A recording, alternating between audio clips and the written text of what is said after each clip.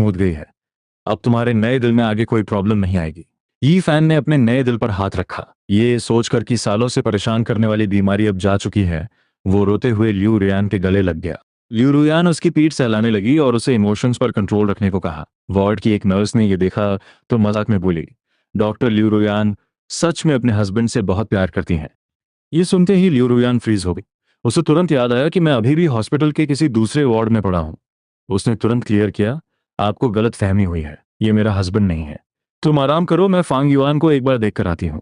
और जैसे ही लियू रुयान उठने वाली थी, ये फैन ने अचानक उसका हाथ कस के पकड़ लिया।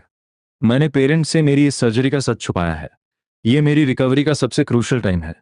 अगर मेरे आसपास कोई नहीं होगा तो मुझे डर है कि मैं अकेले ठीक नहीं हो पाऊंगा। लियू रुयान ने ये फैन का बीमार फेस देखा तो उसका दिल पिघल गया। उसने दिमाग में ये भी सोचा कि डॉक्टर्स और नर्सेज वहां मेरी थोड़ी बहुत केयर तो कर ही रहे होंगे। ठीक है, मैं कुछ दिन और यहाँ तुम्हारे पास रुकूंगी।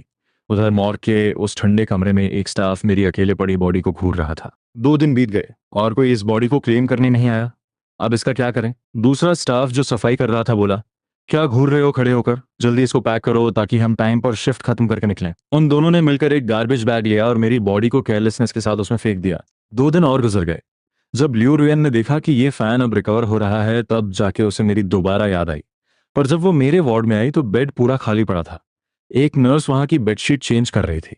उसने पूछा, इस बेड का पेशेंट कहाँ है? नर्स ने उसकी तरफ देखा और बोली, ओ डॉक्टर लियू रुयान, वो तो हॉस्पिटल से डिस्चार्ज हो चुके हैं। नर्स का जवाब सुनकर लियू रुयान काफी चिढ़ गई। उसने माइंड में सोचा, मैंने हाल ही में उसकी सर्जरी की थी। ठीक से हॉस्पिटल में रेस्ट करने के बजाय वो सीधा यहाँ से भाग गया। उसने जल्दी से अपना फोन निकाला और मेरा नंबर डायल किया, पर कॉल लग ही नहीं रही थी। ठीक है, अगर इसमें इतना ही एटीट्यूड है तो बाहर जाके सड़कों पर मरे, मुझे दोबारा फोन मत करना।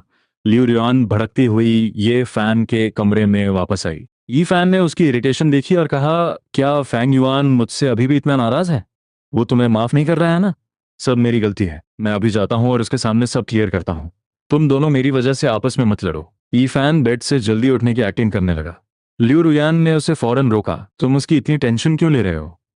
अभी तुम्हारा पूरा फोकस सिर्फ अपनी रिकवरी पर होना चाहिए। जिस दिन तुम डिस्चार्ज होगे तुम्हारे पेरेंट्स ये गुड न्यूज सुनकर जश्न मनाएंगे। और जहां तक फॉन्ग युआन का सवाल है, वो इतनी जल्दी नहीं मरेगा, वो तो कब का यहाँ से डिस्चार्ज हो चुका है। तभी लियू रुयान के दिमाग में मेरा गिड़गिड़ाता हुआ चेहरा घूम गया जब मैं ऑपरेशन टेबल पर जान की भीख मांग रहा था। इस बात से उसे अंदर ही अंदर अजीब सी चुभन महसूस हुई।